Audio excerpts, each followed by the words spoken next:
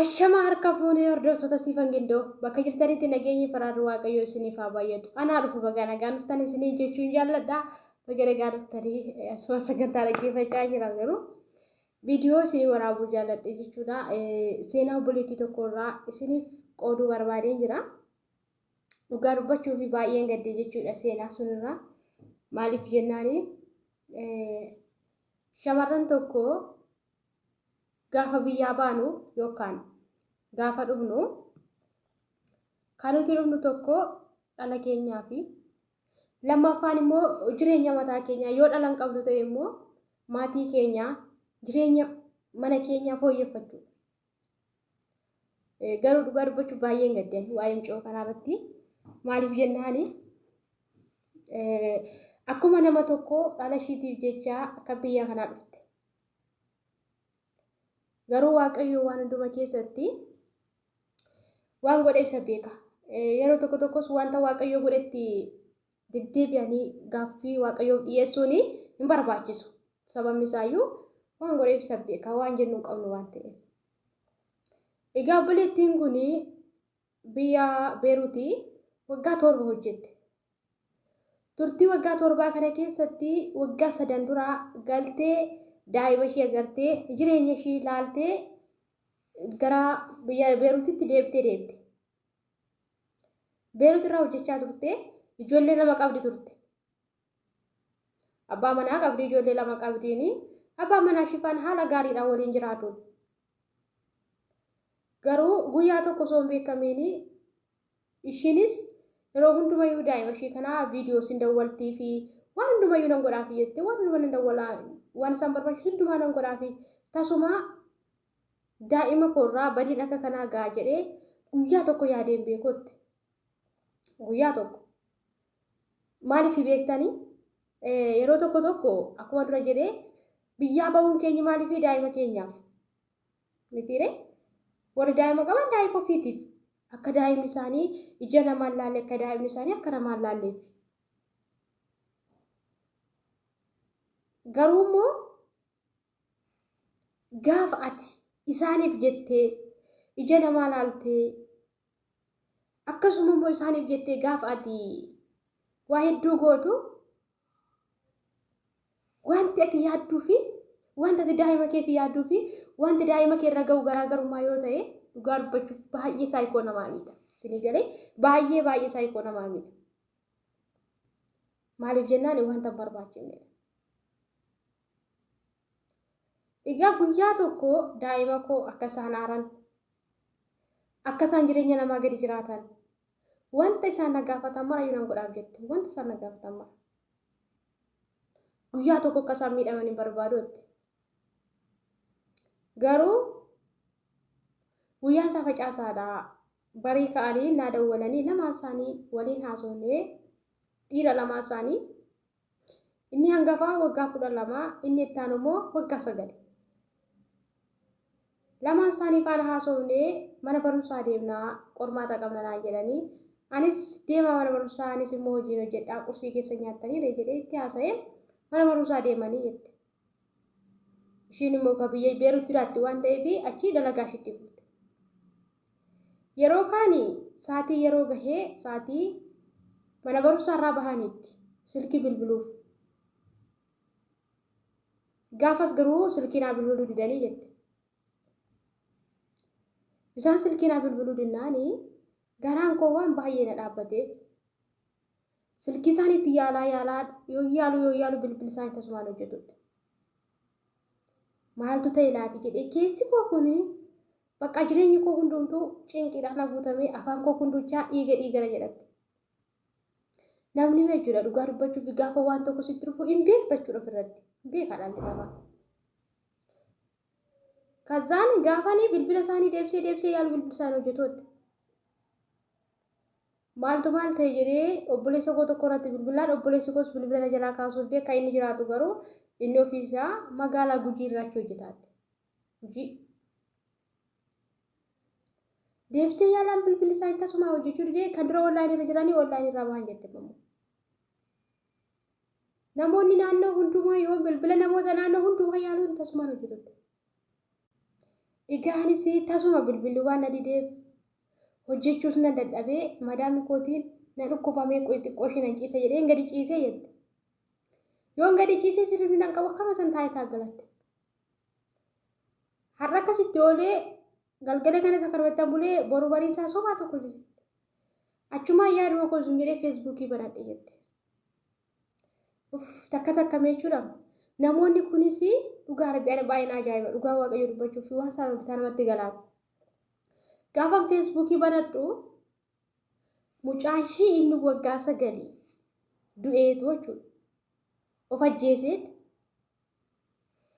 feesbuukii irratti suuraa isaa postii godhaniiru. Feesbuukiin duchaa postiidha. Ishiin dhiphachaa jirti namni ishiitti hime. Feesbuukii yoo seentu immoo feesbuukiin duchaa postiidha bakka. Nama dhukkuba garuu dhugaa rabbii dubbachuuf baay'ee jechuudha. Wanta amlee nama cabsu kun baay'ee ulfaata. Gaafa kana gaafan suura isaa argu ani darajaa lammaffaarraan gadi fayyadde. Gaafa nani kufu madaamii koo iyyite madaamii koo ijoolleedha jette na caala ijoolleedha jette. Iyyitee fi deeftee achi na kaaftee kana caala hospitaala tokko soobaa ta'e na geessanii hospitaala 7 lama ciise jettee achis mucaan ishee awwaalame ishiin isas akkas taate 7 lama mulu hospitaala keessa ciiseen gaafa kanaa fayyee bayeette. Ila maatii ishii dhoskan maaliifi gola ormaa jirti waan ta'eef dhaladha. Isaaniif jettee biyyaa baate. Isaaniif jettee bifa meeqaa garte. Isinii galee osoo fi ishiin uffatiin osoo fi ishii maaliin jedheen dhala ishiif jettee kan ishiin gola namaatti galtu. Isaaniif jijjiiruuf akka isaan ija namaa laalleef jetteeti. Gaafa mo'atii dhala keetiif waan guddaa karoorsitu akkasuma gaafati maatii keetiifis waan guddaa karoorsitu seexan yookaan karaa tokko naannoo dhufee ajandaa kee diiga. Isinii galee diiga bakka ajandaa namaa seexanis las hojiinsa ajandaa mana namaa diiguudha.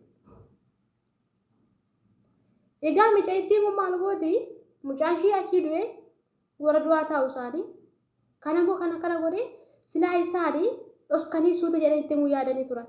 Amma hundumtuu bilbilarraa cufachuun isaa sababii kanaaf garuu moo jiru. Feesbuukiin kun immoo waan gorsaa wallaalee kaasa dhugaa dubbachuuf. Otoo ati fakkeenyaaf mana kee keessaa namni tokko otoo miidhamee jechuudha. Otoo ati miidhama nama kee warra ollaatti himatiin feesbuukii beekaan maaliif akka ta'e hin beekun. Feesbuukii isaantu beeka dur. Ani akkamitti karaa kam akka ta'uusaa akkamitti akka godhamuusaa hin beeku. Dhugaa waaqayyo dubbachuuf. Waan dhugaadha kun. Egaa mucaan kun achii bahee hospitaalarraa bahee hojjechuus hin dandeenye homaa gochuus hin dandeenye akka gara biyyaatti nagashan gaafadhe jette. Isaanis waaqayyo isaaniif haa tolu gara biyyaatti nagashan jette. Gara biyyaatti ishii gashaniitu maaltu ishii kun nama seetan. Idaa abbaa manaa ishii nagaa ishii fanaasaa ijoolleenis iciitii isaa dhoskuu sababni isaayyuu akka haatiif abbaa walitti hin buune barbaadu ijoolleen. Garuu abbaa manaa ishii maal godhaa birrii ishii hojjechaa baate malaan wanta ishiin ergitu biraatiin jechuudha. Mana ishii keessatti toon taane bakka biraatti niitii biraa fuudhee achitti daa'imadha ishee. Gaafa galtuu niitii warra du'aa daa'ima baattee dhufte. Isheen kun hin beektu. Isheen kaatee jettee namoota hin keessummeessitti maal jetteetti? Ani gaa nama biraatu fuudheetti yaada malee namni duuchaa ija koo keessa na laala jettee gaafa isheen bishaan keessee maal jettu namni duuchaa ija koo keessa na laalatti.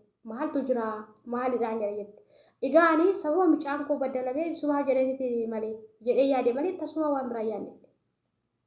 Isinii galee gaafa kaanii dhumarratti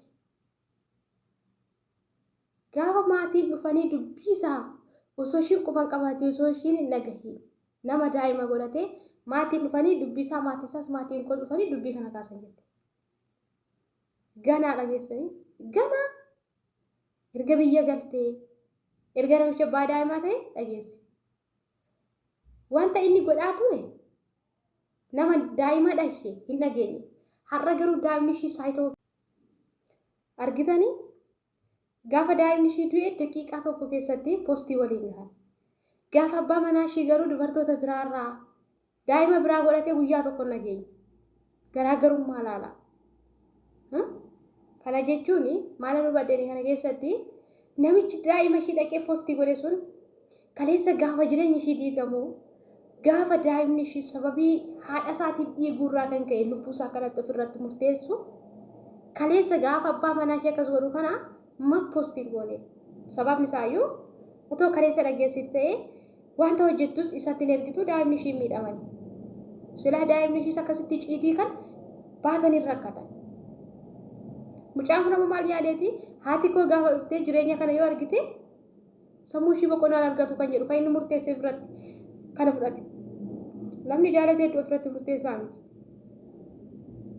Isinii galee kanaaf egaa akkatti akkana taatee daa'ima ishii dhabde abbaa manaa ishii dhabde. Abbaa manaa ishii sunis jaarsi ta'anii qabeenya qaban gargar baasanii ishiin jireenya qophaa ishiitti fuftee mucaa daa'ima ishii tokkicha faana jireenya qophaa ishiitti fuftee inni garuu daa'ima lammaffaa godhatee jira. Dhageessu. Kuni abbaa manaa tokko tokko gaariidhuma. Tokko tokko garuu maaliif akka obsa dhabanii hin beeku.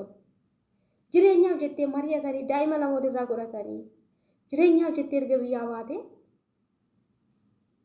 hamma ishiin deemtee dhuftutti yoo taa'e maaltu gashi maaltu dhalchuu geesse har'a laa daa'ima isaa dhabee haadha manaa isaaf jettee bifa meeqa baaftedha. Garuu niitiin amma inni fuudhee kun amma fedhe toosatti tolteellee hamma fedhanneetteellee akka ishii duraa sun isaan gammachiiftu. Kanaaf bara jiraannu keessatti nuti erga daa'ima keenyaaf jennee biyyaa baane wanta daa'ima keenya saayikoo daa'ima keenyaa tuquu hojjechuu hin qabu. Ishee galee daa'ima keenyaaf yaaduu nurra jiraata. Daa'ima keenyaaf yaaduu qabnaani. Daa'ima keenyaaf jennee gabbifamee qadhabne daa'ima keenyaaf jennee ergaa haala kam keessatti rakkannee daa'ima keenya dhabuu hin qabu. Kanaaf waan hundumaa dursaa Waaqayyo abbaa gaarii abbaa manaa gaarii namaaf haa kennu. Isa namaaf yaadu, isa siif yaadu, isa dhala keef yaadu.